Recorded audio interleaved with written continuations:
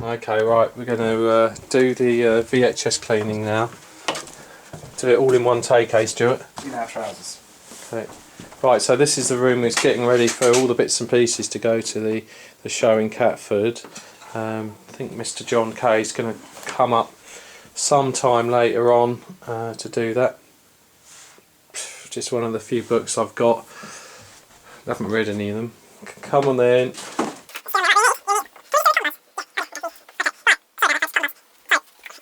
That's what you need: cotton buds, isopropyl alcohol, IPA from Maplin. Go and ask them, can I have some isopropyl alcohol, IPA, and they'll say, oh, I don't know if we do that, but eventually someone will know what they're talking about, and it's there on the, I think it's a service shelf or something. Okay, cotton buds, 2 for £1 for Poundland. Okie dokie, right.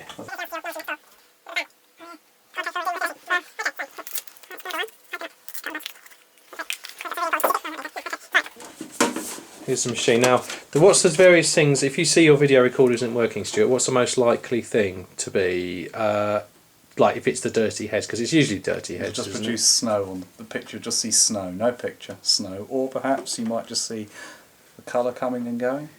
Okay, what about the sound? The sound may or may not disappear, depending on whether or not you have a hi-fi or longitudinal only machine, and it could be that the sound defaults to the longitudinal sound. What about if a black-haired Japanese girl emerges from your television set? Could that be anything to do with their heads? Yeah, run. Leave your house immediately. Okay. Right. Okay. So. Right, now as you can see, cash converters, £12.50. The price is usually the same. If you want a VHS recorder to look back at your old family films or your slightly dodgy sci-fi movies, 18 certificate, you might still have in the loft, cash converters is a place to go. Or if you found your old machine, chances are you can service that as well if it wasn't working when you took it upstairs. Okay, right, so look for the screws that are on the case, the outside case, and they're the ones you want to take off first.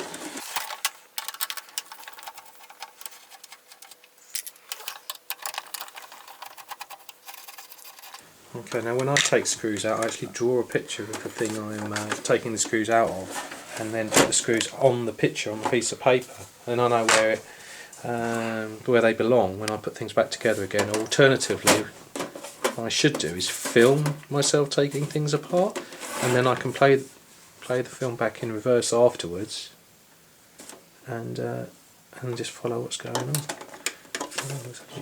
Oh no, I've got one. It's alright. With a little screwdriver. Okay. Right, now we just need to prise that clip open there. Oh blimey! I don't know about that. Yeah. Okay. Then, whoa! Look at that! That's beautiful. That's beautiful. It's all bare. It's naked. Okay, could you talk through the little components in there, please, Stuart, for us? I'll get a pointy tool. I'll use a cotton bud to point. Yeah. Okay. Cool. Right. Okay. Right. Here we go. Oh no. Oh, hang on. Okay. Oh. Well, working. Okay. So we'll work clockwise. Okay. As you see it round the deck. Okay. This is the feed spool table from the cassette. Yeah. This is the tape entry guide. Yeah. That's the back tension arm, which applies back tension via that felt ring there. Oh. It's the full erase head. Yeah. This is very. What does a full erase head do? It erases the tape if you want to make a new recording on it. Okay, cool. This drum here contains the video heads. As you see on the drum, there are 2 video heads. One there, see that little cut out? Oh yeah. And there's another one, 180 degrees round the drum. I'll spin it round. There you go. Okay. Those are 2 video heads. Each one of those records 1 field of television information. For you mathematicians, that's 312.5 lines per scan, per swipe of each head, which gives you a total of 625 lines, which is the PAL television system. Oh, okay. Lines in the PAL television system. Tape comes out there. That's the audio erase head. That's the audio replay head, longitudinal audio head. Yep. That's the capstan. Yeah. That's the pinch roller.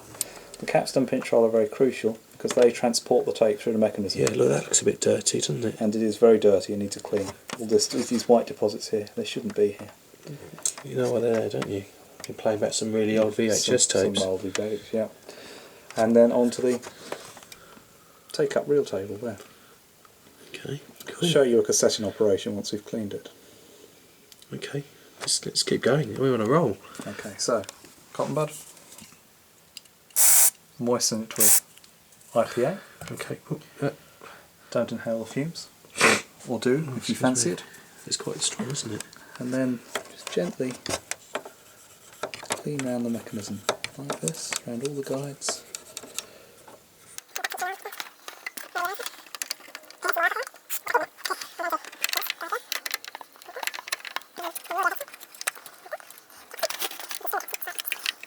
You have to clean absolutely everything on it.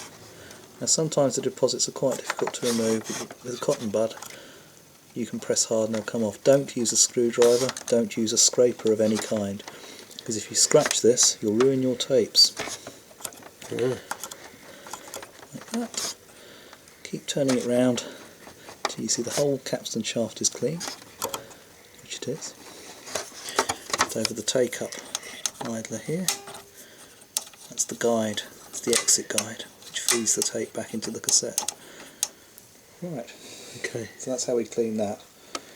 I'm just going to give this a wipe over now with a piece of cloth just to remove the deposits. Could you just use a J cloth or something? No, I've got to use special lint-free cloth.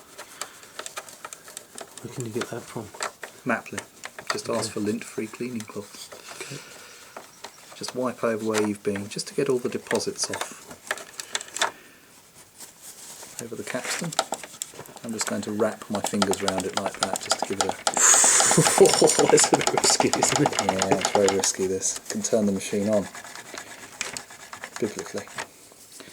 There we are. Now that's the guides, alright? You notice we haven't yet attended to the head. That's the most likely culprit as well, isn't it? And we have to clean that a bit differently. You cannot use a cotton bud on that. You have to use your lint-free cloth. Blimey, I haven't got any of those myself.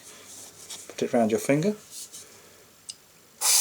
Moisten. Oh, missed that. Could you moisten it again? Or pretend? Psst. Okay. Apply the cloth to the drum and move the drum against the cloth very slowly. Do not move the cloth up and down. If you do, you'll break the head. What you're trying to clean are those two, inside those two little cutouts you see there. Mm-hmm. The best way is to get one under your finger and just go back and forth like that very gently while pressing very, very gently, and then do the same on the other one. And of course there are cleaning tapes you can buy, but there's two problems with those. One is they can cause quite a lot of damage, can't they? Yes, and the other is they don't always do a very good job. And the other one is you can't buy them anymore as far as I know. Once you've done that, excuse me, get a dry piece of the cloth, again holding it just against the head very lightly, and just using the top of the head with your finger, spin it. It's important not to touch the outer surface of the head if you can avoid it, and put finger grease on it, because it just causes rapid dirt build-up. There we are, that's the video heads clean. There's a bit of crap down here in the corner which we're going to get off. And in this corner here. and can you actually permanently damage a machine by putting an old videotape in there? Sometimes, it's very rare though. Okay, that's good.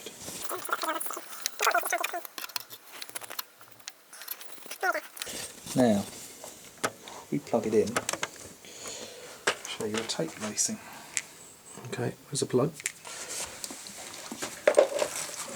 Oh, there we are. There's okay. A bit of tape. Should we use one of your Star Wars tapes? No, we've got to quality tape.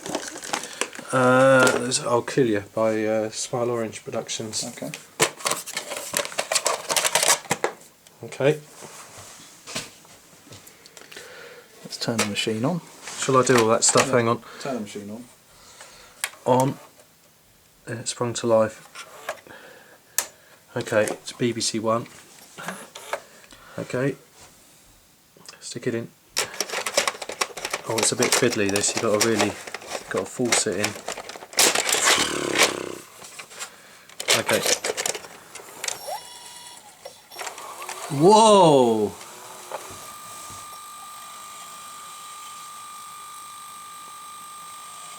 You see the tape has been taken out by the guides from the cassette.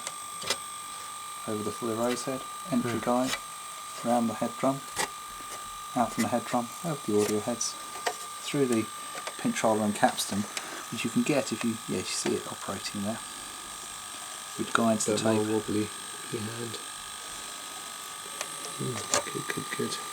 Now that head drum, that's spinning at 1500 RPM. Wow. Now that is 25 Hertz, 25 revolutions per second. Twice 25 is 50, which gives you 50 Hertz, which is the television field refresh rate, flicker rate you see on a PAL TV. That's why the head spins at that speed, so that it can record one field per half scan, one television frame, that's two fields of 312.5 lines, every full rotation. If there was only one head on that drum, and it recorded the entire field, the entire frame rather, it would have to spin at twice that rate. Do any of them do that? No, not domestically. Professional machines do. Professional machines, the drum runs at 3000 RPM. Well, that's 50 RPS or 50 Hertz. This is running at 25 Hertz. Yeah. So there you are, that's the machine playing now. Shall I stop it and see what happens? Press the eject button, yep. Well, actually, And then film it.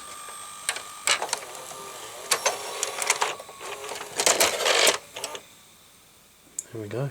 I want to see that again. How about you? I don't know about you, but I want to see it again.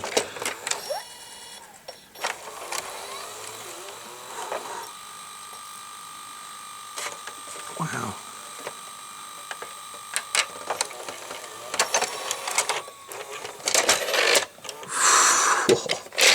Classic.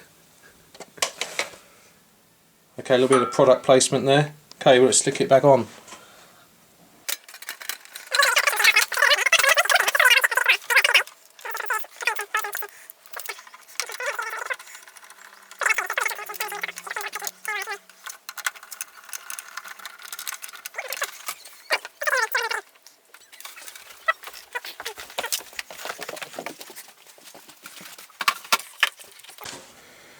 Okay, so here is the power.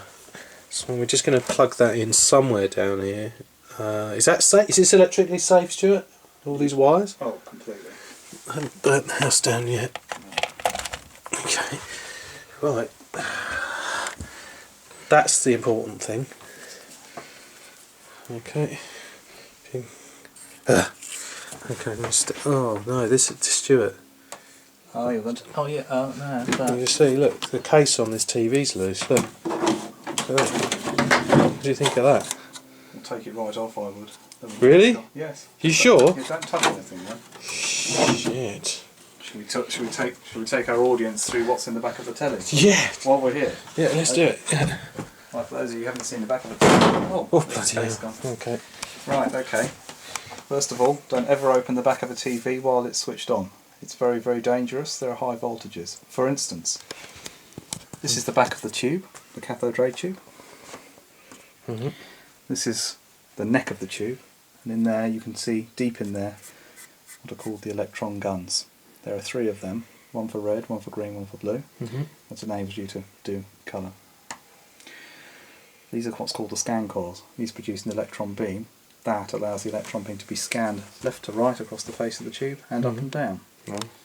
For instance, the voltages on those wires there, about 800 or 900 volts on there when it's running.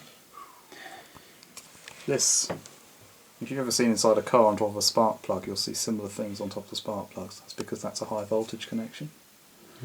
On there, that produces a DC potential on the face of the tube, which allows the electrons from the electron gun to be pulled, which are negatively charged, to be pulled at very high velocity and strike the coatings on the front, the phosphors on the front, to give you a light output. The electrons coming from the electron gun are down at about minus 6,000 volts. The whole face of the tube is charged via that at 30,000 volts DC. Blimey. So don't touch it when it's going. It can kill you, make you jump a lot. Which one? That one? Yeah, that's got 30,000 volts on it. 30 kilovolts. Right.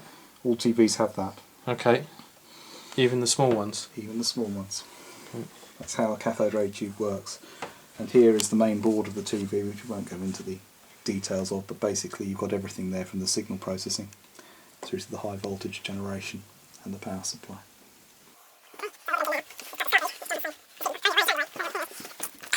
Can you talk about the SCART connector, because that's relatively sort of late coming to the world of VHS, isn't it? It's just a multi-pin connector, and the advantage, it was invented by Philips. The advantage of it is that it can carry many different signals over a multi-core cable. To say you're having lots of separate wires. Yeah. All the audio and video signals are carried just in one complete connector. Yeah. It's a bit like a very early incarnation of what you now call HDMI, which is a digital version of this basically. Yeah. But this is an analog connector. Okay. So on each of these pins are different signals. Okay. That one's from Poundland actually. That's from Poundland, so it probably costs £1. So if we plug it into one of the connectors, whichever one should we plug it into? Dark in there. I'd stick it in the first one there. This one here. Yeah. Okay.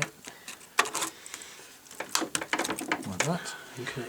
And then Rocket science, especially this one's only got one SCART. Some videos have two SCARTs, one label one in, one label one out. But I don't know. push them in firmly, make sure they seat fully. The trouble with SCART leads, they can not seat properly sometimes, which causes problems. Okay. There you are, that's all plugged in. So what we're going to do is switch on now, but we're going to Can I film the switch on the telly. Keep your hand away from it. the gun? Oh, I thought it would light up or something. Now it will do eventually. For our younger viewers, I'm scared. I can just feel the electricity coming off of that. Don't, Stewart. He touched it. What did he do? Robert, it's insulated. Oh, okay. For our younger viewers, John, come round the back with your camera again. Your younger viewers to this may be able to hear a very, very, very high pitched whistle. I can hear that. Yeah, well, that's called the line oscillator, and that is at 15.5. Well, that's at 15,625 kilohertz. Okay, so 15,625 hertz or 15.625 kilohertz. That is the line oscillator, which scans the electron beam from left to right across the tube. Can you still hear that? I can still just about hear it. But if you film very closely, you might be able to see the guns glowing. Don't touch it though. I can't see it myself actually. No, you can just about see them dimly glowing in there. Okay. Alright, so we're going to test it now with the Quality Smile Orange production. I think we ought to cover those up as well. Yeah, I think so. The Hunt for the Yorkshire Grimace end credits. So the end credits are the only things that aren't dirty. So right, take it out. Oh, okay, take it out carefully. Okay, stick it in there. Okay, it's just okay. Now you just imagine those beautiful videotape being wrapped around their heads.